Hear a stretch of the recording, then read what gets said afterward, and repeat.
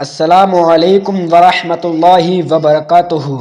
तो प्यारे दोस्तों, आप तमाम लोगों ने सूरह बकरा का नाम तो ज़रूर सुना होगा और आपने सूरह बकरा की तिलावत भी की होगी, लेकिन आप सूरह बकरा को रमज़ान शरीफ के पहले जुमे को पढ़ने या सुनने की फजीलत के बारे में नहीं जानते होंगे। तो प्यारे दोस्तों, मैं आप लोगों को बता दूं, जिन लोगों को कुरान शरीफ पढ़ना नहीं आता है वो लोग इस सूरह को सिर्फ सुन लें, क्योंकि जितना सवाब पढ़ने वाले को मिलता है उतना ही सवाब सुनने वाले को भी मिलता है। और इस सूरह बकरा को पढ़ने या सुनने के फ़ायदे इतने हैं, मैं आपको बता भी नहीं सकता। अगर वो सारे फ़ायदे आपके सामने बयान कर दिए तो आप लोग हैरान हो जाएंगे। तो प्यारे दोस्तों, हर मुसलमान को सूरह बकरा पढ़ना या सुनना ज़रूर चाहिए। और आप सूरह बकरा की बरकतों से माला माल होना चाहते हैं, इस रमज़ान शरीफ के मुबारक महीने में, मुबारक दिन के सदक़े में, जुमे मुबारक के सदक़े में आप लोग अपनी हाजतों को पूरा करना चाहते हैं, अपनी दुआओं को, अपनी तमन्नाओं को पूरा करना चाहते हैं और अपने सारे बिगड़े कामों को बनाना चाहते हैं, तो आप लोग इस वीडियो को पूरा देखें। अभी हम इसी वीडियो में आपको सूरह बकरा सुनाने वाले हैं। और अगर आप सूरह बकरा की बरकतों से रोज़ माला माल होना चाहते हैं तो सूरह बकरा को रोज़ सुना करें। अगर पढ़ लें तो बेहतर है, पढ़ना नहीं आता है तो आप लोग सूरह बकरा को रोज़ ज़रूर सुन लीजिए। तो आइए दोस्तों, सबसे पहले हम जान लेते हैं सूरह बकरा पढ़ने या सुनने के फ़ायदे क्या हैं। तो सूरह बकरा की सबसे पहली फजीलत मैं आपको बता दूं, जिसको सुनकर आप लोग हैरान हो जाएंगे। सूरह बकरा घर और कारोबार में, दुकान में बरकत के लिए बहुत कामयाब सूरह है। यानी कि सूरह बकरा को जिस घर में भी इतनी आवाज़ से बजाया जाता है कि उस घर के चारों तरफ उसकी आवाज़ गूंजे, तो उस घर में तमाम बुरी बलाएं, तमाम बुरी आफतें भाग जाती हैं, तमाम बुरी बलाएं उस घर से भाग जाती हैं और उस घर के अंदर बरकत ही बरकत हो जाती है। और जो शख्स इस सूरह को अपनी दुकान में तेज़ आवाज़ से बजा देता है तो कुछ ही देर में उसकी दुकान पर ग्राहकों की ऐसी लाइन लगती है जिसका उसने गुमान भी ना किया हो, यानी कि दोस्तों जिसके बारे में उसने सोचा भी ना हो। और प्यारे दोस्तों, इसकी दूसरी फजीलत ये आती है, अगर आपके घर में आपको ये शय है कि आपके घर के अंदर कोई बुरी बला है, कोई बुरी आफत है, कोई जादू करवा रहा है, या आपके घर के अंदर आसमानी नज़र का कोई भी शिकार है, तो आप इस सूरह को अपने घर में या उस मरीज के कान के पास बजा दें जो शख्स बुरी बला का शिकार है। तो इंशाअल्लाह जैसे ही सूरह बकरा की तिलावत उसके कानों में पड़ेगी तो आप लोग देखेंगे वो जो शख्स आसमानी नज़र का शिकार था, तो उस शख्स के कानों में पड़ते ही ये सूरह बकरा के आयतें उसके सुनते ही उसके ऊपर असर होना शुरू हो जाएगा। और अगर आपका कोई दुश्मन आपके ऊपर जादू करवाने की कोशिश करेगा तो इंशाअल्लाह इस सूरह बकरा की बरकत से वो जादू आपके ऊपर असर नहीं करेगा। और इस सूरह की सबसे बड़ी और तीसरी फजीलत मैं आपको बयान कर दूं,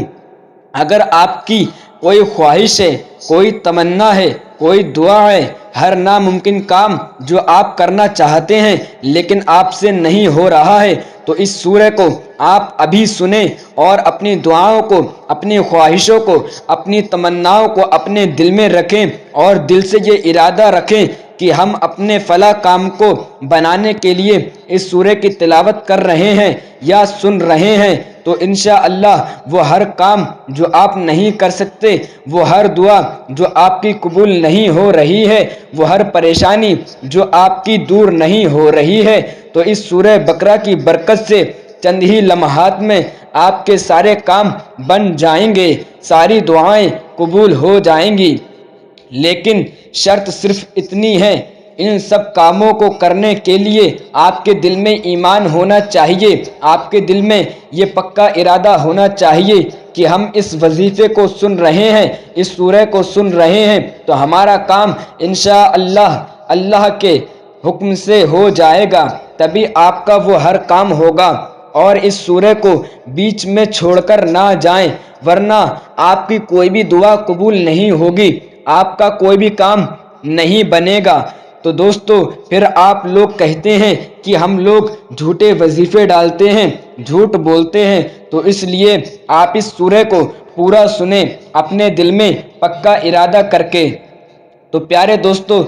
इस सूरह की चौथी फजीलत मैं आपको बता दूं, अगर आपके घर में तंग दस्ती है, यानी कि आप दौलत से परेशान हैं, आपके पास दौलत नहीं आ रही है, आपके घर में कमाई नहीं हो रही है, आपकी कमाई में बरकतें नहीं हो रही हैं, पैसा आपके घर में बिल्कुल नहीं रुकता है, तो आप इस सूरह को रोज़ाना सुना करें। इंशाअल्लाह अल्लाह आपकी गैब से मदद फरमाएगा। और इस सूरह की पांचवी फजीलत यह आती है, अगर कोई इंसान परेशानी में इस सूरह को सुन लेता है या घबराहट के वक्त इस सूरह को सुन लेता है, तो इंशाअल्लाह उस शख्स की परेशानी टल जाती है और उसकी घबराहट भी दूर हो जाती है। प्यारे दोस्तों, इस सूरह को सुनने की अगर मैं आपको फजीलत बयां करूं तो नहीं कर सकता, क्योंकि दोस्तों इस सूरह को सुनने की लाखों फजीलतें हैं, मैं आपको बयान भी नहीं कर सकता। तो प्यारे दोस्तों, इस सूरह को सुनने से कुछ मिले या ना मिले, लेकिन ये खुदा का कलाम है, इसको सुनने से सवाब ज़रूर मिलेगा और नेकियां भी मिलेंगी। तो प्यारे दोस्तों, मेरी आपसे बस यही गुजारिश है, आप इस सूरह को पूरा सुनकर जाएं। वीडियो अच्छी लगे तो लाइक ज़रूर कर दें, और अगर आपको अच्छी लगे तो अपने दोस्तों में आगे शेयर भी कर दें, क्योंकि अगर आपकी वजह से किसी ने इस खुदा के कुरान को, इस कलाम को सुना, तो उसको तो सवाब मिलेगा ही, लेकिन उसके साथ साथ आपको भी इसका सवाब इतना मिलेगा कि आपकी किस्मत बदल जाएगी। तो चलिए दोस्तों, देर ना करते हुए हम लोग सुन लेते हैं सूरह बकरा। आप लोगों से बस एक ही गुजारिश है, वीडियो को अधूरा छोड़कर ना जाएं, और हम दुआ करते हैं, या अल्लाह इस वीडियो को जो भी सुन रहा है, जो भी देख रहा है, उसकी हर परेशानी को दूर कर, उसकी हर तमन्ना, हर ख्वाहिश को पूरा कर। आमीन अल्लाहुम्मा आमीन। हो सके तो दोस्तों आप लोग भी कमेंट बॉक्स में आमीन ज़रूर बोलकर जाएं, क्या पता किसका बोला आमीन कब कबूल हो जाए। तो आइए दोस्तों, सुन लेते हैं सूरह बकरा को। अऊज़ु बिल्लाहि मिनश शैतानिर रजीम। बिस्मिल्लाहिर रहमानिर रहीम। अल्हम्दुलिल्लाहि रब्बिल आलमीन, अर्रहमानिर रहीम, मालिकि यौमिद्दीन। इय्याका नअबुदु व इय्याका नस्तईन। इहदिनस सिरातल मुस्तकीम, सिरातल लज़ीना अनअमता अलैहिम, गैरिल मग़दूबि अलैहिम वलद्दाल्लीन।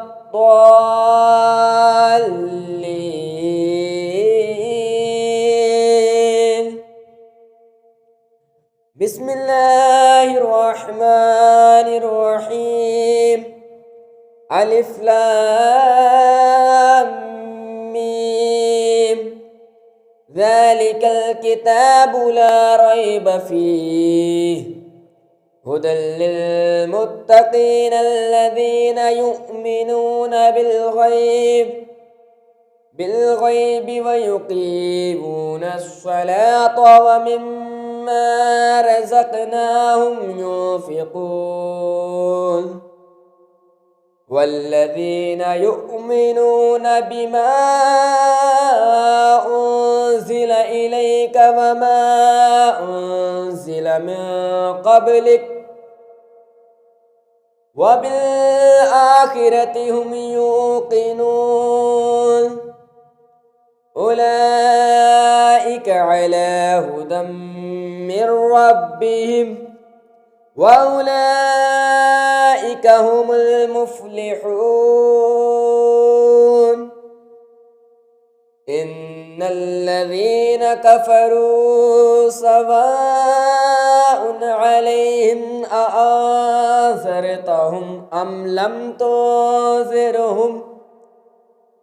أم لم تنذرهم لا يؤمنون ختم الله على قلوبهم وعلى سمعهم وعلى أبصارهم غشاوة ولهم عذاب عظيم ومن الناس من يقول آمنا بالله وباليوم الآخر وما هم بمؤمنين يخادعون الله والذين آمنوا وما يخدعون إلا أنفسهم وما يشعرون في قلوبهم مرض فزادهم الله مرضا ولهم عذاب أليم بما كانوا يكذبون وإذا قيل لهم لا تفسدوا في الأرض قالوا إنما نحن مصلحون ألا إنهم هم المفسدون ولكن لا يشعرون وإذا قيل لهم آمنوا كما آمن الناس قالوا ونؤمن كما آمن السفهاء ألا إنهم هم السفهاء ولكن لا يعلمون وإذا لقوا الذين قالوا آمنا وإذا خلوا إلى شياطينهم قالوا إنا معكم إنما نحن مستهزئون الله يستهزئ بهم ويمدهم في طغيانهم يعمهون أولئك الذين اشتروا الضلالة بالهدى فما ربحت تجارتهم وما كانوا مهتدين مثلهم كمثل الذي استوقد نارا فلما أضاءت ما حوله ذهب الله بنورهم وتركهم في ظلمات لا يبصرون صم بكم العمي فهم لا يرجعون أو كصيب من السماء فيه ظلمات ورعد وبرق يجعلون أصابعهم في آذانهم من الصواعق هذر الموت والله محيط بالكافرين يكاد البرق يخطف أبصارهم كلما أضاء لهم مشوا فيه وإذا أظلم عليهم قاموا ولو شاء الله لذهب بسمعهم وأبصارهم إن الله على كل شيء قدير يا أيها الناس اعبدوا ربكم الذي خلقكم والذين من قبلكم لعلكم تتقون الذي جعل لكم الأرض فراشا والسماء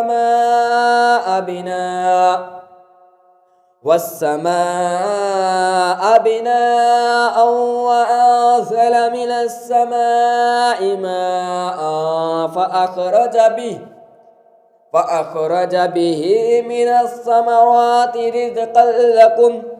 فلا تجعلوا لله أندادا وأنتم تعلمون وإن كنتم في ريب مما نزلنا على عبدنا فأتوا بسورة من مثله وادعوا شهداءكم من دون الله إن كنتم صادقين فإن لم تفعلوا ولن تفعلوا فاتقوا النار التي وقودها الناس والحجارة أعدت للكافرين وبشر الذين آمنوا وعملوا الصالحات أن لهم جنات تجري من تحتها الأنهار كلما رزقوا منها من ثمرة رزقا قالوا هذا الذي رزقنا من قبل وأوتوا به متشابها ولهم فيها أزواج مطهرة وهم فيها خالدون إن الله لا يستحيي أن يضرب مثلا ما بعودة فما فوقها فأما الذين آمنوا فيعلمون أنه الحق من ربهم وأما الذين كفروا فيقولون ماذا أراد الله بهذا مثلا يضل به كثيرا ويهدي به كثيرا وما يضل به إلا الفاسقين الذين ينقضون عهد الله من بعد ميثاقه ويقطعون ما أمر الله به أن يوصل ويفسدون في الأرض أولئك هم الخاسرون كيف تكفرون بالله وكنتم أمواتا فأحياكم ثم يميتكم ثم يحييكم ثم إليه ترجعون هو الذي خلق لكم ما في الأرض جميعا ثم استوى إلى السماء فسواهن 7 سماوات وهو بكل شيء عليم وإذ قال ربك للملائكة إني جاعل في الأرض خليفة قالوا أتجعل فيها من يفسد فيها ويسفك الدماء ونحن نسبح بحمدك ونقدس لك قال إني أعلم ما لا تعلمون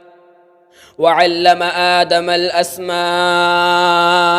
كلها ثم عرضهم على الملائكة فقال أنبئوني بأسماء هؤلاء إن كنتم صادقين قالوا سبحانك لا علم لنا إلا ما علمتنا إنك أنت العليم الحكيم قال يا آدم أنبئهم بأسماء فلما أنبأهم بأسمائهم قال ألم أقل لكم إني أعلم غيب السماوات والأرض وأعلم ما تبدون وما كنتم تكتمون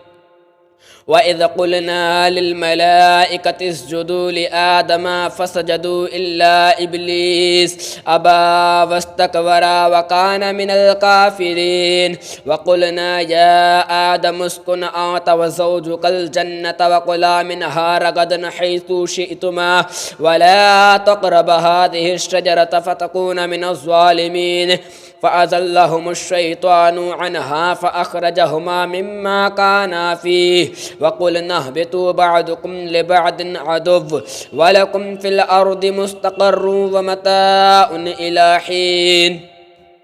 فتلقى آدم من ربه كلمات فتاب عليه إنه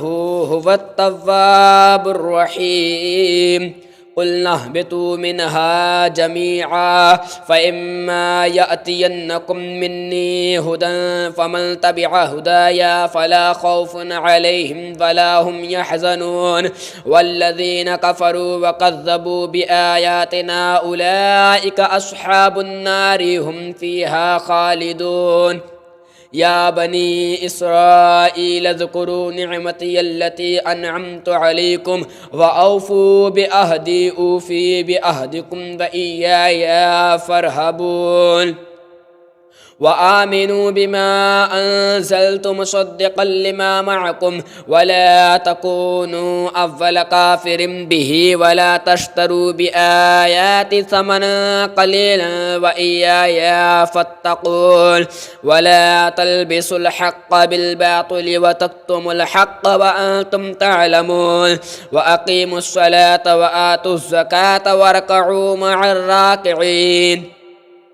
أتأمرون الناس بالبر وتنسون أنفسكم وأنتم تتلون الكتاب أفلا تعقلون واستعينوا بالصبر والصلاة وإنها لكبيرة إلا على الخاشعين الذين يظنون أنهم ملاقو ربهم وأنهم إليه راجعون يا بني إسرائيل اذكروا نعمتي التي أنعمت عليكم وأني فضلتكم على العالمين واتقوا يوما لا تجزي نفس عن نفس شيئا ولا يقبل منها شفاعة ولا يؤخذ منها عدل ولا هم ينصرون وإذ نجيناكم من آل فرعون يسومونكم سوء العذاب يذبحون أبناءكم ويستحيون نساءكم وفي ذلكم بلاء من ربكم عظيم وإذ فرقنا بكم البحر فأنجيناكم وأغرقنا آل فرعون وأنتم تنظرون وإذ واعدنا موسى 40 ليلة ثم اتخذتم العجل من بعده وأنتم ظالمون ثم عفونا عنكم من بعد ذلك لعلكم تشكرون وإذ آتينا موسى الكتاب والفرقان لعلكم تهتدون وإذ قال موسى لقومه يا قوم إنكم ظلمتم أنفسكم باتخاذكم العجل فتوبوا إلى بارئكم فاقتلوا أنفسكم ذلكم خير لكم عند بارئكم فتاب عليكم إنه هو التواب الرحيم وإذ قلتم يا موسى لن نؤمن لك حتى نرى الله جهرة فأخذتكم الصاعقة وأنتم تنظرون ثم بعثناكم من بعد موتكم لعلكم تشكرون وظللنا عليكم الغمام وأنزلنا عليكم المن والسلوى كلوا من طيبات ما رزقناكم وما ظلمون ولكن كانوا أنفسهم يظلمون وإذ قلنا ادخلوا هذه القرية فكلوا منها حيث شئتم رغدا وادخلوا الباب سجدا وقولوا حطة نغفر لكم خطاياكم وسنزيد المحسنين فبدل الذين ظلموا قولا غير الذي قيل لهم فأنزلنا على الذين ظلموا رجزا من السماء بما كانوا يفسقون وإذ استسقى موسى لقومه فقلنا اضرب بعصاك الحجر فانفجرت منه 12 عينا قد علم كل أناس مشربهم كلوا واشربوا من رزق الله ولا تعثوا في الأرض مفسدين وإذ قلتم يا موسى لن نصبر على طعام واحد فادع لنا ربك يخرج لنا مما تنبت الأرض من بقلها وقثائها وفومها وعدسها وبصلها قال أتستبدلون الذي هو أدنى بالذي هو خير اهبطوا مصرا فإن لكم ما سعلتم وضربت عليهم الذلة والمسكنة وباءوا بغضب من الله ذلك بأنهم كانوا يكفرون بآيات الله ويقتلون النبيين بغير الحق ذلك بما عصوا وكانوا يعتدون إن الذين آمنوا والذين هادوا والنصارى والصابعين من آمن بالله واليوم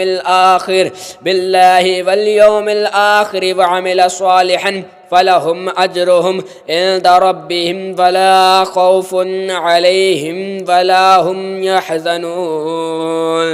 وإذ أخذنا ميثاقكم ورفعنا فوقكم الطور خذوا ما آتيناكم بقوة واذكروا ما فيه لعلكم تتقون ثم توليتم من بعد ذلك فلولا فضل الله عليكم ورحمته لكنتم من الخاسرين ولقد علمتم الذين اعتدوا منكم في السبت فقلنا لهم كونوا قردة خاسعين فجعلناها نكالا لما بين يديها وما خلفها وموعظة للمتقين وإذ قال موسى لقومه إن الله يأمركم أن تذبحوا بقرة قالوا أتتخذنا هزوا قال أعوذ بالله أن أكون من الجاهلين قال ادع لنا ربك يبين لنا ما هي إن البقرة شابه إن ما هي قال إنه يقول إنها بقرة لا فارض ولا بكر عوان بين ذلك ففعلوا ما تؤمرون قال ادع لنا ربك يبين لنا ما لونها قال إنه يقول إنها بقرة صفراء فاقع لونها تسر الناظرين قالوا ادع لنا ربك يبين لنا ما هي إن البقرة تشابه علينا وإنا إن شاء الله لمهتدون قال إنه يقول إنها بقرة لا ذلول تثير الأرض ولا تسقي الحرث مسلمة لا شية فيها قالوا الآن جئت بالحق فذبحوها وما كادوا يفعلون وإذ قتلتم نفسا فادارأتم فيها والله مخرج ما كنتم تكتمون فقلنا اضربوه ببعضها كذلك يحيي الله الموتى ويريكم آياته لعلكم تعقلون ثم قست قلوبكم من بعد ذلك فهي كالحجارة أو أشد قسوة وإن من الحجارة لما يتفجر منه الأنهار وإن منها لما يشقق ويخرج منه الماء وإن منها لما يحبط من خشية الله وما الله بغافل عما تعملون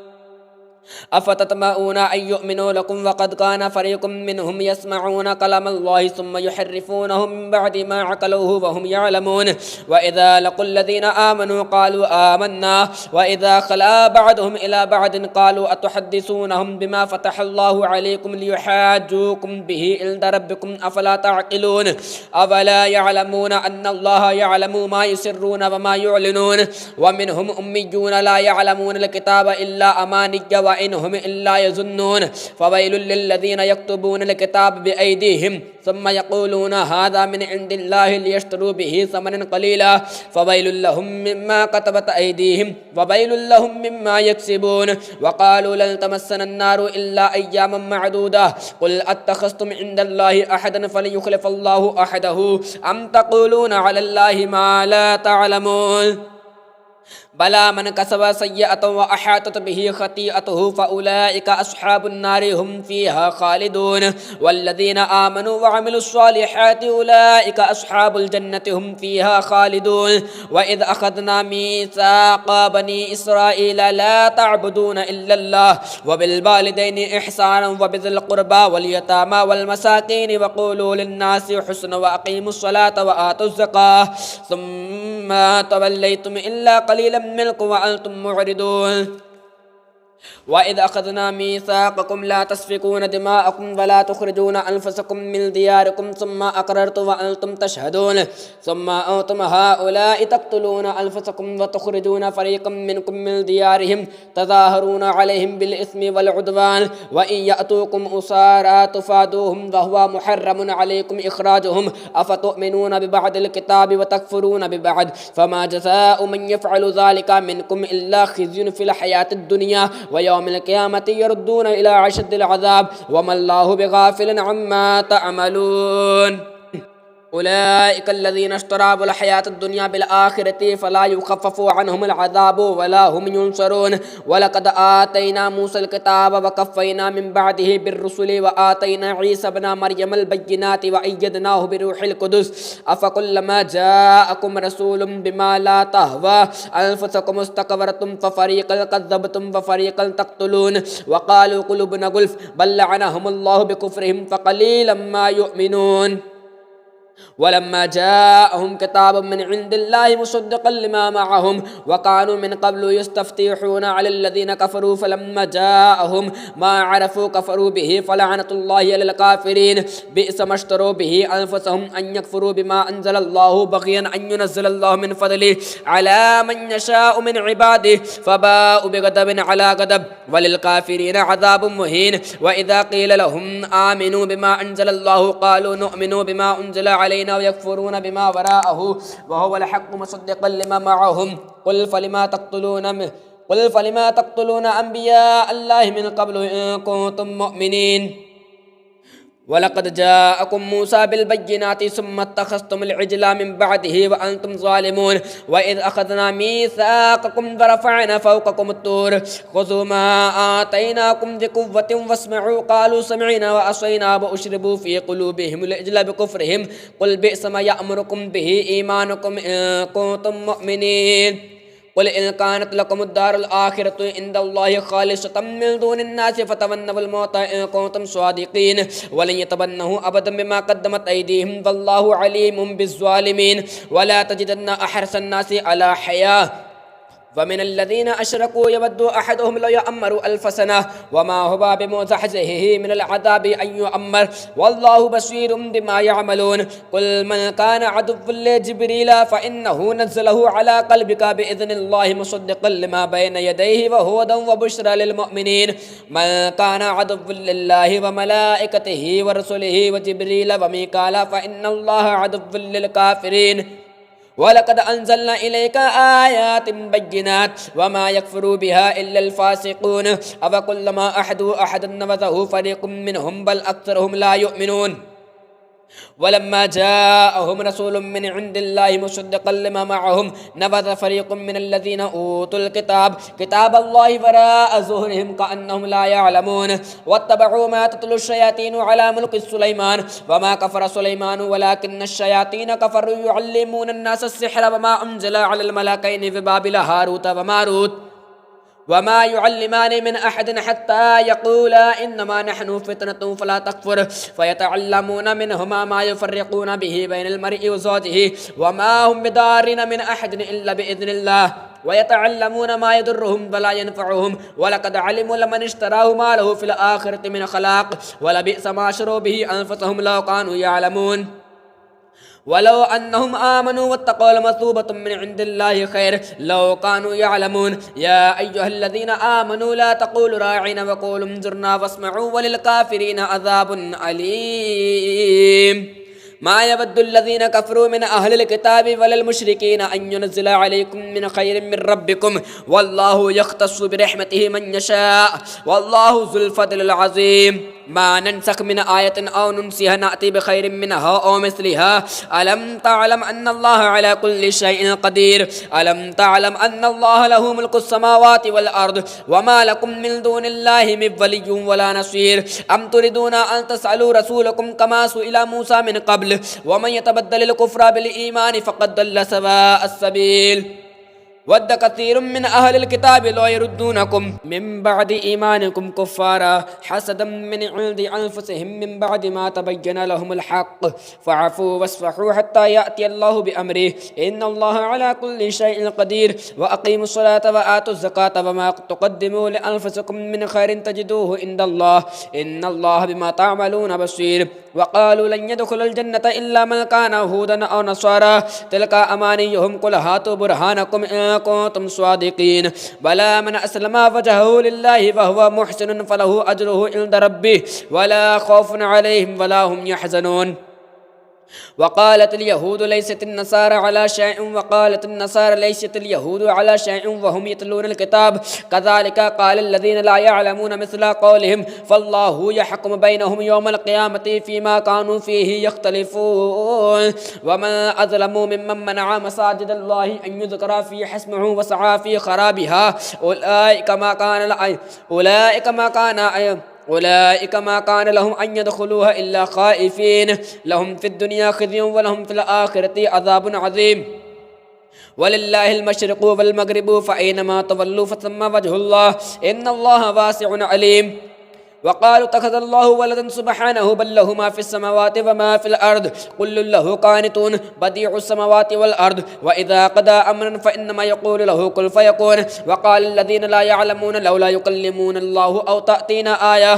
कज़ालिका क़ालल्लज़ीना मिन क़ब्लिहिम मिस्ला क़ौलिहिम तशाबहत क़ुलूबुहुम क़द बय्यन्नल आयाति लिक़ौमिन युक़िनून इन्ना अर्सलनाका बिल हक़्क़ि बशीरन व नज़ीरन वला तुसअलू अन अस्हाबिल जहीम वलन तरदा अन्कल यहूद वलन नसारा हत्ता तत्तबिअ मिल्लतहुम कुल इन्ना हुदल्लाहि हुवल हुदा वला इन तबअता अहवाअहुम मिन बअदि मा जाअका मिनल इल्मि मा लका मिनल्लाहि मिन वलिय्यिन वला नसीर अल्लज़ीना आतैनाहुमुल किताब यतलूनहु हक़्क़ तिलावतिहि उलाइका युमिनून बिहि व मन यकफुर बिहि फउलाइका हुमुल खासिरून या बनी इस्राईल ज़कुरू निअमती अल्लती अनअमतु अलैकुम व अन्नी फ़द्दलतुकुम अलल आलमीन वत्तक़ू यौमन ला तज्ज़ी नफ्सुन अन नफ्सिन शैअन वला युक़बलु मिनहा अदलुन वला तनफ़अहा शफ़ाअतुन वला हुम युनसरून व इज़ इब्तला इब्राहीम रब्बुहु कलिमातिन फ़अतम्महुन्ना क़ाला इन्नी जाइलुका लिन्नासि इमामा क़ाला व मिन ज़ुर्रियती क़ाला ला यनालु अहदिज़ ज़ालिमीन व इज़ जअलनल बैत मसबतल लिन्नासि व अमना वत्तख़ज़ू मिन मक़ामि इब्राहीम मुसल्ला व अहिदना इला इब्राहीम व इस्माईल अन ताहिरा बैती लित्ताइफ़ीन वल आकिफ़ीन वरुक्कइस सुजूद व इज़ क़ाला इब्राहीम रब्बि इजअल हाज़ा वलदन आमिनन वरज़ुक़ अहलहु मिनस समराति मन आमन बिल्लाहि वल यौमिल आख़िर क़ाला व मन कफ़रा फ़उमत्तिउहु क़लीलन सुम्मा तदर्रुहु इला अज़ाबिन नार व बिअसल मसीर व इज़ यरफ़उ इब्राहीमुल क़वाइद मिनल बैति व इस्माईल रब्बना तक़ब्बल मिन्ना इन्नका अंतस समीउल अलीम रब्बना वजअलना मुस्लिमैन लका व मिन ज़ुर्रियतिना उम्मतन मुस्लिमतन लक व अरिना मनासिकना व तुब अलैना इन्नका अंतत तव्वाबुर रहीम रब्बना वबअस फ़ीहिम रसूलन मिनहुम यतलू अलैहिम आयातिका व युअल्लिमुहुमुल किताब वल हिकमत व युज़क्कीहिम इन्नका अंतल अज़ीज़ुल हकीम व मन यरग़बु अन मिल्लति इब्राहीम इल्ला मन सफ़िया नफ़्सहु व लक़द इस्तफ़ैनाहु फ़िद दुनिया व इन्नहु फ़िल आख़िरति लमिनस सालिहीन इज़ क़ाला लहु रब्बुहु अस्लिम क़ाला अस्लमतु लिरब्बिल आलमीन व वस्सा बिहा इब्राहीमु बनीहि व याक़ूब या बनिय्या इन्नल्लाहा अस्तफ़ा लकुमुद्दीन फ़ला तमूतुन्ना इल्ला व अंतुम मुस्लिमून अम कुन्तुम शुहदाअ इज़ हदरा याक़ूबुल मौत इज़ क़ाला लिबनीहि मा तअबुदून मिन बअदी क़ालू नअबुदु इलाहका व इलाहा आबाइका इब्राहीम व इस्माईल व इसहाक़ इलाहुन वाहिदा व नहनु लहु मुस्लिमून तिलका उम्मतुन क़द खलत लहा मा कसबत वलकुम मा कसबतुम वला तुसअलून अम्मा कानू यअमलून वक़ालू कूनू हुदन अव नसारा तहतदू क़ुल बल मिल्लता इब्राहीम हनीफ़ा वमा कान मिनल मुशरिकीन क़ूलू आमन्ना बिल्लाहि वमा उन्ज़िला इलैना वमा उन्ज़िला इला इब्राहीम व इस्माईल व इसहाक़ व याक़ूब वल अस्बाति वमा ऊतिया मूसा व ईसा वमा ऊतिया नबिय्यून मिन रब्बिहिम ला नुफ़र्रिक़ु बैना अहदिन मिनहुम व नहनु लहु मुस्लिमून फ़इन आमनू बिमिस्लि मा आमनतुम बिहि फ़क़द اهتدوا فإن تولوا فإنما هم في شقاق فسيكفيكهم الله وهو السميع العليم صبغة الله ومن أحسن من الله صبغة ونحن له عابدون قل أتحاجوننا في الله وهو ربنا وربكم ولنا أعمالنا ولكم أعمالكم ونحن له مخلصون أم تقولون إن إبراهيم وإسماعيل وإسحاق ويعقوب والأسباط كانوا هودا أو نصارى تهتدوا كانوا هودا أو نصارى قل أأنتم أعلم أم الله ومن أظلم ممن كتم شهادة عنده من الله وما الله بغافل عما تعملون تلك أمة قد خلت لها ما كسبت ولكم ما كسبتم ولا تسألون عما كانوا يعملون سيقول السفهاء من الناس ما ولاهم عن قبلتهم التي كانوا عليها قل لله المشرق والمغرب يهدي من يشاء إلى صراط مستقيم وكذلك جعلناكم أمة وسطا لتكونوا شهداء على الناس ويكون الرسول عليكم شهيدا وما جعلنا القبلة التي كنت عليها إلا لنعلم من يتبع الرسول ممن ينقلب على عقبيه وإن كانت لكبيرة إلا على الذين هدى الله وما كان الله ليضيع إيمانكم إن الله بالناس لرؤوف رحيم قد نرى تقلب وجهك في السماء فلنولينك قبلة ترضاها فول وجهك شطر المسجد الحرام وحيث ما كنتم فولوا وجوهكم شطره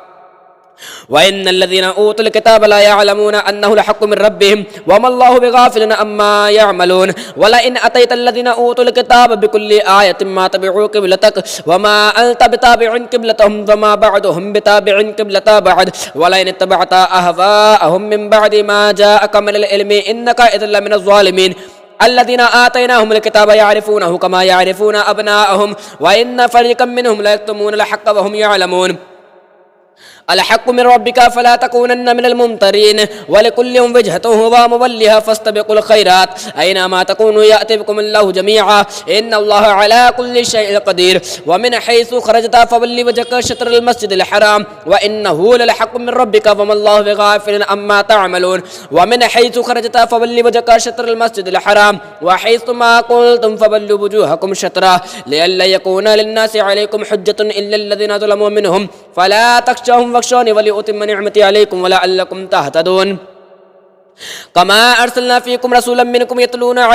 يتلو عليكم آياتنا ويزكيكم ويعلمكم الكتاب والحكمة ويعلمكم ما لم تكونوا تعلمون فاذكروني أذكركم واشكروا لي ولا تكفرون يا أيها الذين آمنوا استعينوا بالصبر والصلاة إن الله مع الصابرين ولا تقولوا لمن يقتل في سبيل الله أموات بل أحياء ولكن لا تشعرون ولا نبلونكم بشيء من الخوف والجوع ونقص من الأموال والأنفس والثمرات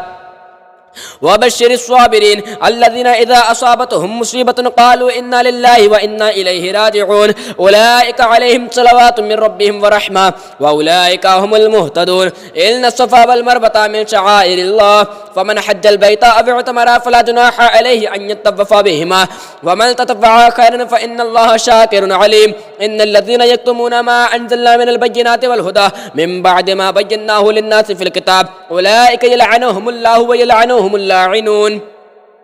إلا الذين تابوا وأصلحوا وبينوا فأولئك أتوب عليهم وأنا التواب الرحيم إن الذين كفروا وماتوا وهم كفار أولئك عليهم لعنة الله والملائكة والناس أجمعين خالدين فيها لا يخفف عنهم العذاب ولا هم ينظرون وإلهكم إله واحد لا إله إلا هو الرحمن الرحيم إن في خلق السماوات والأرض واختلاف الليل والنهار والفلك التي تجري في البحر بما ينفع الناس وما أنزل الله من السماء من ماء فأحيا به الأرض بعد موتها وبث فيها من كل دابة وتصريف الرياح والسحاب المسخر بين السماء والأرض لآيات لقوم يعقلون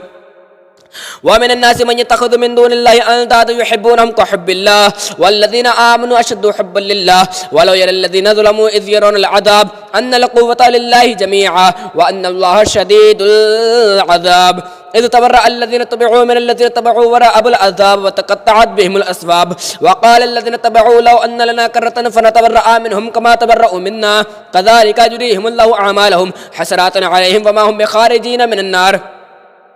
يا أيها الناس كلوا مما في الأرض حلالا طيبا ولا تتبعوا خطوات الشيطان إنه لكم عدو مبين إنما يأمركم بالسوء والفحشاء وأن تقولوا على الله ما لا تعلمون وإذا قيل لهم اتبعوا ما أنزل الله قالوا بل نتبع ما ألفينا عليه آباءنا أولو كان آباءهم لا يعقلون شيئا ولا يهتدون ومثل الذين كفروا كمثل الذي ينعق بما لا يسمع إلا دعاء ونداء صم بكم عمي فهم لا يعقلون يا أيها الذين آمنوا كلوا من طيبات ما رزقناكم واشكروا لله إن كنتم إياه تعبدون إنما حرم عليكم الميتة والدم ولحم الخنزير وما أهل به لغير الله فمن اضطر غير باغ ولا عاد فلا إثم عليه إن الله غفور رحيم إن الذين يكتمون ما أنزل الله من الكتاب ويشترون به ثمنا قليلا أولئك ما يأكلون في بطونهم إلا النار ولا يكلمهم الله يوم القيامة ولا يزكيهم ولهم عذاب أليم أولئك الذين اشتروا الضلالة بالهدى والعذاب بالمغفرة فما أصبرهم على النار ذلك بأن الله نزل الكتاب الحق وإن الذين اختلفوا في الكتاب لفي شقاق بعيد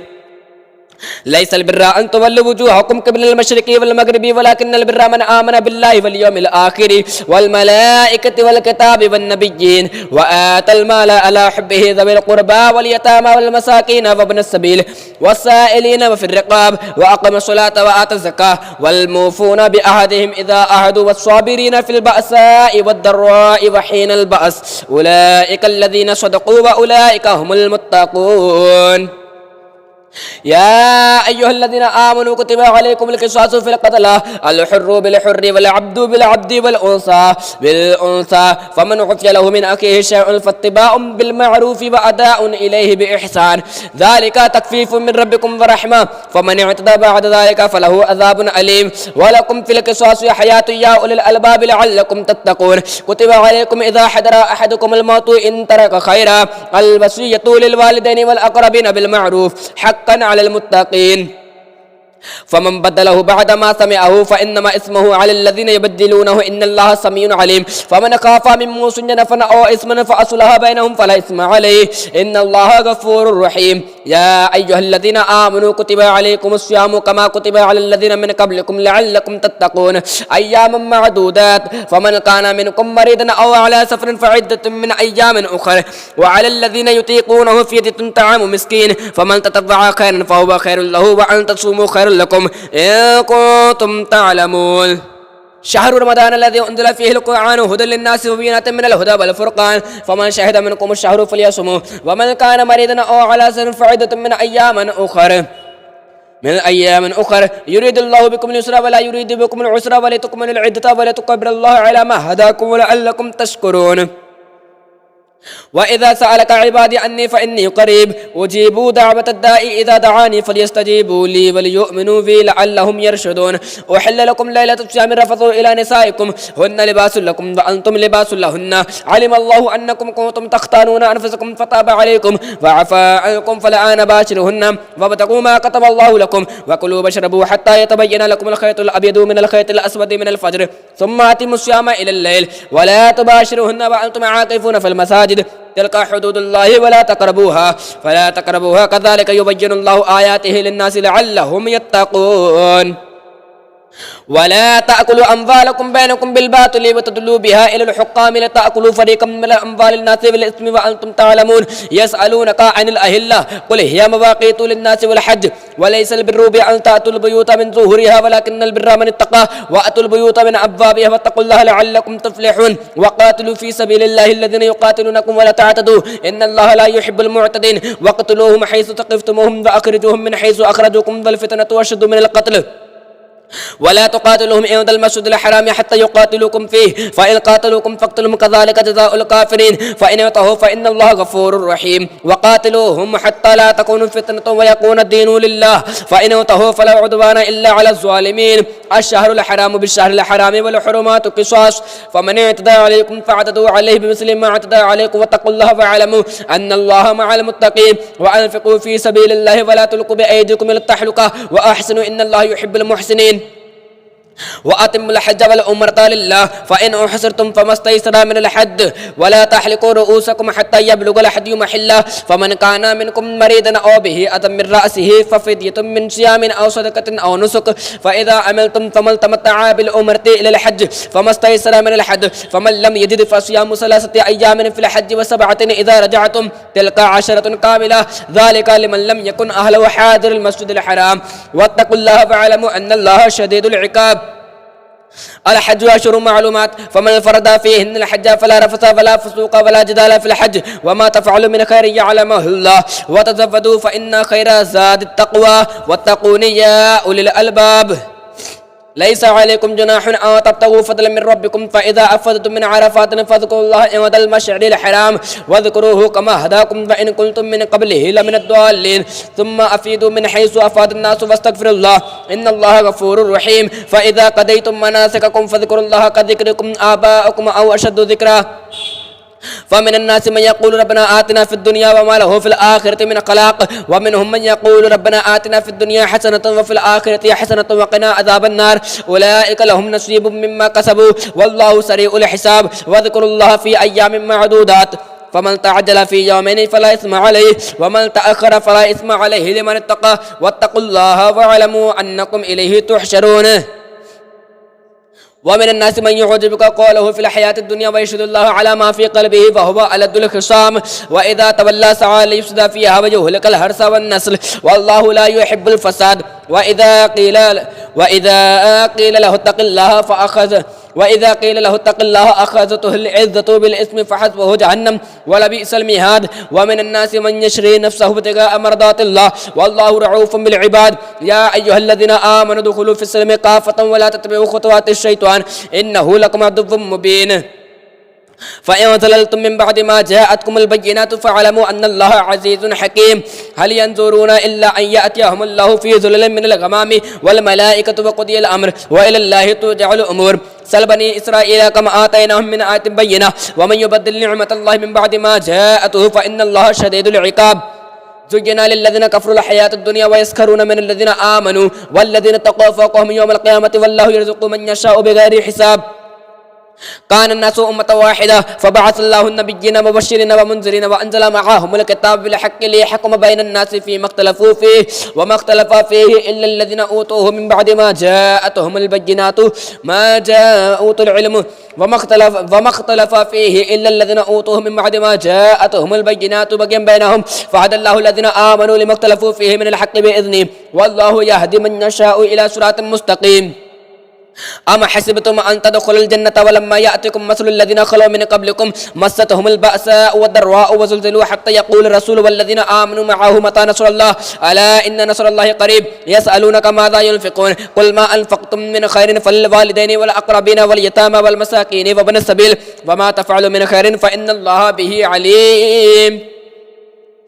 كتب عليكم القتال وهو كره لكم وعسى أن تكرهوا شيئا وهو خير لكم وعسى أن تحبوا شيئا وهو شر لكم والله يعلم وأنتم لا تعلمون يسألونك عن الشهر الحرام قتال فيه قل قتال فيه كبير وصد عن سبيل الله وكفر به والمسجد الحرام وإخراج أهله منه أكبر عند الله والفتنة أكبر من القتل ولا يزالون يقاتلونكم حتى يردوكم عن دينكم إن استطاعوا ومن يرتد منكم عن دينه فيمت وهو كافر فأولئك حبطت أعمالهم في الدنيا والآخرة وأولئك أصحاب النار هم فيها خالدون إن الذين آمنوا والذين هاجروا وجاهدوا في سبيل الله أولئك يرجون رحمة الله والله غفور رحيم يسألونك عن الشهر الحرام قتال فيه قل قتال فيه كبير وصد عن سبيل الله وكفر به والمسجد الحرام وإخراج أهله منه يسألونك عن الخمر والميسر قل فيهما اسم كبير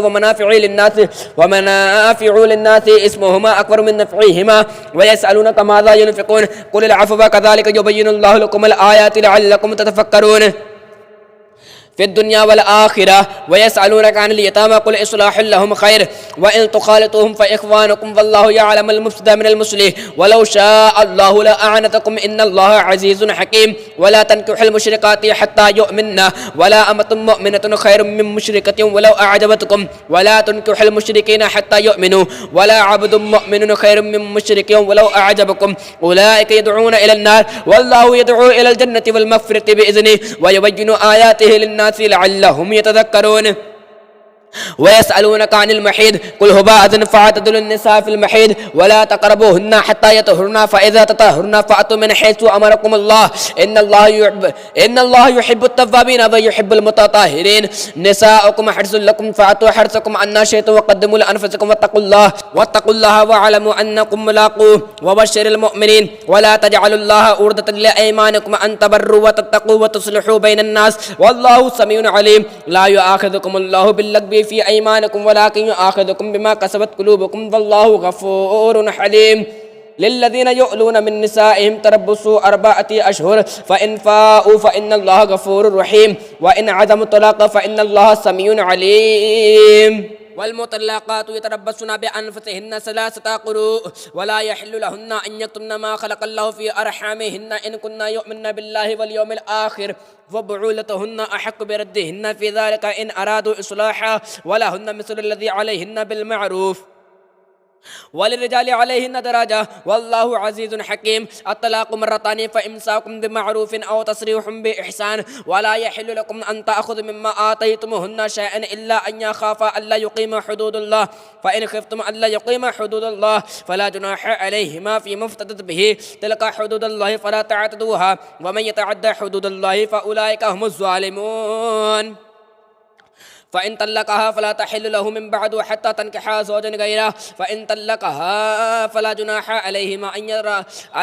أن يتراجعا إن ظنا أن يقيما حدود الله وتلك حدود الله يبينها لقوم يعلمون وإذا طلقتم النساء فبلغن أجلهن فأمسكوهن بمعروف أو سرحوهن بمعروف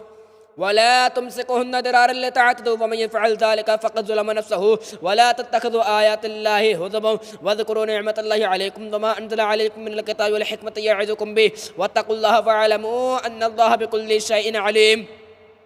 وإذا طلقتم النساء فبلغن أجلهن فلا تعدلوهن أن ينكحن أزواجهن إذا تراضوا بينهم بالمعروف ذلك يوعظ به من كان منكم يؤمن بالله واليوم الآخر ذلكم أزكى لكم وأطهر والله يعلم وأنتم لا تعلمون والوالدات يرضعن أولادهن حولين كاملين لمن أراد أن يتم الرضاعة وعلى المولود له رزقهن وكسوتهن بالمعروف لا تكلف نفس إلا وسعها لا تضار والدة بولدها ولا مولود له بولده وعلى الوارث مثل ذلك فإن أرادا فصالا عن تراض منهما وتشاور فلا جناح عليهما وإن أردتم أن تسترضعوا أولادكم فلا جناح عليكم إذا سلمتم ما آتيتم بالمعروف واتقوا الله واعلموا أن الله بما تعملون بصير والذين يتوفون منكم ويذرون أزواجا يتربصن بأنفسهن 4 أشهر وعشرا فإذا بلغن أجلهن فلا جناح عليكم فيما فعلن في أنفسهن بالمعروف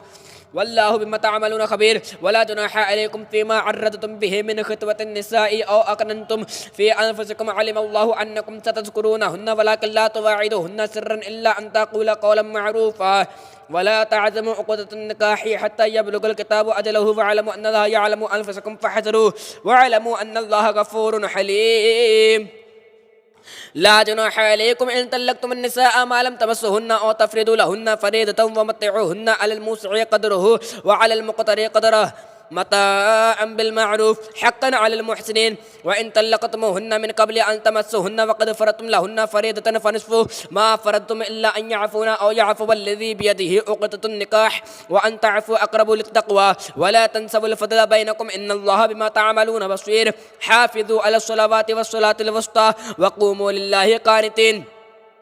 فإن خفتم فرجالا أو ركبانا فإذا أمنتم فاذكروا الله كما علمكم ما لم تكونوا تعلمون والذين يتوفون منكم ويذرون أزواجا وصية لأزواجهم متاعا إلى الحول غير إخراج فإن خرجنا فلا جناح عليكم فيما فعلنا في أنفسهن من معروف والله عزيز حكيم وللمطلقات متاع بالمعروف حقا على المحسنين كذلك يبين الله لكم آياته لعلكم تعقلون ألم ترى إلى الذين خرجوا من ديارهم وهم علوف حذر الموت فقال لهم الله موتوا ثم أحياهم إن الله لذو فضل على الناس ولكن أكثر الناس لا يشكرون وقاتلوا في سبيل الله واعلموا أن الله سميع عليم من ذا الذي يقرض الله قرضا حسنا فيضاعفه له أضعافا كثيرة والله يقبض ويبسط وإليه ترجعون ألم ترى إلى الملأ من بني إسرائيل من بعد موسى إذ قالوا لنبي الله ابعث لنا ملكا نقاتل في سبيل الله قال هل عسيتم إن كتب عليكم القتال ألا تقاتلوا قالوا وما لنا ألا نقاتل في سبيل الله وقد أخرجنا من ديارنا وأبنائنا فلما كتب عليهم القتال تولوا إلا قليلا منهم والله عليم بالظالمين وقال لهم نبيهم إن الله قد بعث لكم طالوت ملكا قالوا أن يكون له الملك علينا ونحن أحق بالملك منه ولم يؤت سعة من المال قال إن الله اصطفاه عليكم وزاده بسطة في العلم والجسم والله يؤتي ملكه من يشاء والله واسع عليم وقال لهم نبيهم إن آية ملكه أن يأتيكم التابوت فيه سكينة من ربكم وبقية مما ترك آل موسى وآل هارون تحمل الملائكة إن في ذلك لآية لكم إن كنتم مؤمنين فلما فصل طالوت بالجنود قال إن الله مبتليكم بنهر فمن شرب منه فليس مني ومن لم يطعمه فإنه مني إلا من اقترف غرفة بيده فشرب منه إلا قليلا منهم فلما جاوزه هو والذين آمنوا معه قالوا لا طاقة لنا اليوم بجالوت وجنوده قال الذين يظنون أنهم ملاقو الله كم من فئة قليلة غلبت فئة كثيرة بإذن الله والله مع الصابرين ولما برزوا لجالوت وجنوده قالوا ربنا أفرغ علينا صبرا وثبت أقدامنا وانصرنا على القوم الكافرين فهزمهم بإذن الله وقتل داود جالوت وآتاه الله الملك والحكمة وعلمه مما يشاء ولولا دفع الله الناس بعضهم ببعض لفسدت الأرض ولكن الله ذو فضل على العالمين تلك آيات الله نتلوها عليك بالحق وإنك لمن المرسلين تلك الرسول فضلنا بعضهم على بعض منهم من كلم الله ورفع بعضهم درجات وآتينا عيسى بن مريم البينات وأيدناه بروح القدس ولو شاء الله ما قتل الذين من بعدهم من بعد ما جاءتهم البينات ولكن اختلفوا فمنهم من آمن ومنهم من كفر ولو شاء الله ما اقتتلوا ولكن الله يفعل ما يريد يا أيها الذين آمنوا أنفقوا مما رزقناكم من قبل أن يأتي يوم لا بيع فيه ولا خلة ولا شفاعة والكافرون هم الظالمون الله لا إله إلا هو الحي القيوم لا تأخذه سنة ولا نوم له ما في السماوات وما في الأرض من ذا الذي يشفع عنده إلا بإذنه يعلم ما بين أيديهم وما خلفهم فلا يحيطون بشيء من علمه إلا بما شاء وسع كرسيه السماوات والأرض ولا يعوده حفظهما وهو العلي العظيم لا إكراه في الدين قد تبين الرشد من الغي فمن يكفر بالطاغوت فيؤمن بالله فقد استمسك بالعروة الوثقى لا انفصام لها والله سميع عليم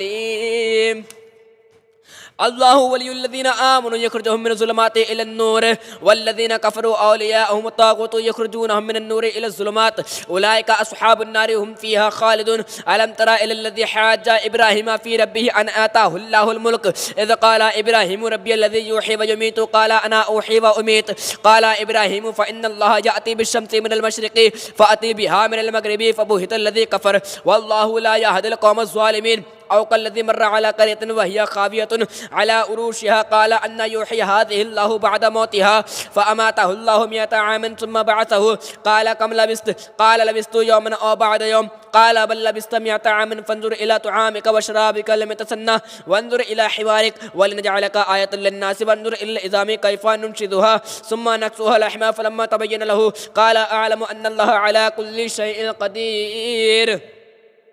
وإذ قال إبراهيم ربي أرني كيف تحيي الموتى قال أفلم تؤمن قال بلى ولكن ليطمئن قلبي قال فخذ 4 من الطير فصرهن إليك ثم اجعل على كل جبل منهن جزءا ثم ادعوهن يأتينك سعيا واعلم أن الله عزيز حكيم مثل الذين ينفقون أموالهم في سبيل الله كمثل حبة أنبتت 7 سنابل في كل سنبلة 100 حبة والله يضاعف لمن يشاء والله واسع عليم الذين ينفقون أموالهم في سبيل الله ثم لا يتبعون ما أنفقوا منا ولا أذى لهم أجرهم عند ربهم ولا خوف عليهم ولا هم يحزنون قول معروف ومغفرة خير من صدقة يتبعها أذى والله غني حليم يا أيها الذين آمنوا لا تبطلوا صدقاتكم بالمن والأذى كالذي ينفق ماله رئاء الناس ولا يؤمن بالله واليوم الآخر فمثله كمثل صفوان عليه تراب فأصابه وابل فتركه صلدا لا يقدرون على شيء مما كسبوا والله لا يهدي القوم الكافرين ومثل الذين ينفقون أموالهم ابتغاء مرضات الله وتثبيتا من أنفسهم كمثل جنة بربوة أصابها وابل فآتت أكلها ضعفين فإن لم يصبها وابل فطل والله بما تعملون بصير أيود أحدكم أن تكون له جنة من نخيل وأعناب تجري من تحت الأنهار له فيها من كل الثمرات فأصابه الكبر وله ذرية ضعفاء فأصابها إعصار فيه نار فاحترقت كذلك يبين الله لكم الآيات لعلكم تتفكرون. يا أيها الذين آمنوا أنفقوا من طيبات ما كسبتم ومما أخرجنا لكم من الأرض ولا تيمموا الخبيث منه تنفقون ولستم بآخذه إلا أن تغمضوا فيه واعلموا أن الله غني حميد. الشيطان يعدكم الفقر ويأمركم بالفحشاء والله يعدكم مغفرة منه فضلا والله واسع عليم. يؤتي الحكمة من يشاء ومن يؤت الحكمة فقد أوتي خيرا كثيرا وما يذكر إلا أولو الألباب. وما أنفقتم من نفقة أو نذرتم من نذر فإن الله يعلمه وما للظالمين من أنصار. إن تبدوا الصدقات فنعما هي وإن تخفوها وتؤتوها الفقراء فهو خير لكم ويكفر عنكم من سيئاتكم والله بما تعملون خبير. ليس عليك هداهم ولكن الله يهدي من يشاء وما تنفقوا من خير فلأنفسكم وما تنفقون إلا ابتغاء وجه الله وما تنفقوا من خير يوفى إليكم وأنتم لا تظلمون. للفقراء الذين أحصروا في سبيل الله لا يستطيعون ضربا في الأرض يحسبهم الجاهل أغنياء من التعفف تعرفهم بسيماهم لا يسألون الناس إلحافا وما تنفقوا من خير فإن الله به عليم. الذين ينفقون أموالهم بالليل والنهار سرا وعلانية فلهم أجرهم عند ربهم ولا خوف عليهم ولا هم يحزنون. الذين يأكلون الربا لا يقومون إلا كما يقوم الذي يتخبطه الشيطان من المس ذلك بأنهم قالوا إنما البيع مثل الربا وأحل الله البيع وحرم الربا فمن جاءه موعظة من ربه فانتهى فله ما سلف وأمره إلى الله ومن عاد فأولئك أصحاب النار هم فيها خالدون. يمحق الله الربا ويربي الصدقات والله لا يحب كل كفار أثيم. إن الذين آمنوا وعملوا الصالحات وأقاموا الصلاة وآتوا الزكاة لهم أجرهم عند ربهم ولا خوف عليهم ولا هم يحزنون. يا أيها الذين آمنوا اتقوا الله وذروا ما بقي من الربا إن كنتم مؤمنين فإن لم تفعلوا فأذنوا بحرب من الله ورسوله وإن تبتم فلكم رؤوس أموالكم لا تظلمون ولا تظلمون وإن كان ذو عسرة فنذيرة إلى ميسرة وأن تصدقوا خير لكم إن كنتم تعلمون واتقوا يوما ترجعون فيه إلى الله ثم توفى كل نفس ما كسبت وهم لا يظلمون. يا أيها الذين آمنوا إذا تداينتم بدين إلى أجل مسمى فاكتبوه وليكتب بينكم كاتب بالعدل ولا يأبى كاتب أن يكتب كما علمه الله فليكتب وليملي للذي عليه الحق وليتق الله ربه ولا يبخس منه شيئا فإن كان الذي عليه الحق وليتق الله عليه الحق صفيحا أو ضعيفا أو لا يستطيع أن يمل هو فليملل وليه بالعدل واستشهدوا شهيدين من رجالكم فإن لم يكونا رجلين فرجل وامرأتان ممن ترضون من الشهداء أن تدل إحداهما فتذكر إحداهما الأخرى ولا يأبى الشهداء إذا ما دعوا ولا تسأموا أن تكتبوه صغيرا أو كبيرا إلى أجله ذلكم أقسط عند الله وأقوم للشهادة وأدنى ألا ترتابوا إلا أن تكون تجارة حاضرة تديرونها فليس عليكم جناح ألا تكتبوها وأشهدوا إذا تبايعتم فلا يضار كاتب ولا شهيد فإن لم تفعلوا فإنه فسوق بكم فاتقوا الله ويعلمكم الله والله بكل شيء عليم. وإن كنتم على سفر ولم تجدوا كاتبا فرهانا مقبوضا فإن أمن بعضكم بعضا فليؤدي الذي اؤتمن أمانته وليتق الله ربه ولا تكتموا الشهادة ومن يكتمها فإنه آثم قلبه والله بما تعملون عليم. لله ما في السماوات وما في الأرض ولله ما في السماوات وما في الأرض وإن تبدوا ما في أنفسكم أو تخفوه يحاسبكم به الله فيغفر لمن يشاء ويعذب من يشاء والله على كل شيء قدير. آمن الرسول بما أنزل إليه من ربه والمؤمنون كل آمن بالله وملائكته وكتبه ورسله لا نفرق بين أحد من رسوله وقالوا سمعنا وأطعنا غفرانك ربنا وإليك المصير. لا يكلف الله نفسا إلا وسعها लहा मा कसबत व अलैहा मक्तसबत रब्बना ला तुआखिज़ना इन नसीना औ अख्ताना रब्बना वला तहमिल अलैना इस्रन कमा हमलतहु अलल लज़ीना मिन क़ब्लिना रब्बना वला तुहम्मिलना मा ला ताक़त लना बिहि वअफ़ु अन्ना वग़फिर लना वरहमना अंत मौलाना फंसुरना अलल क़ौमिल काफ़िरीन।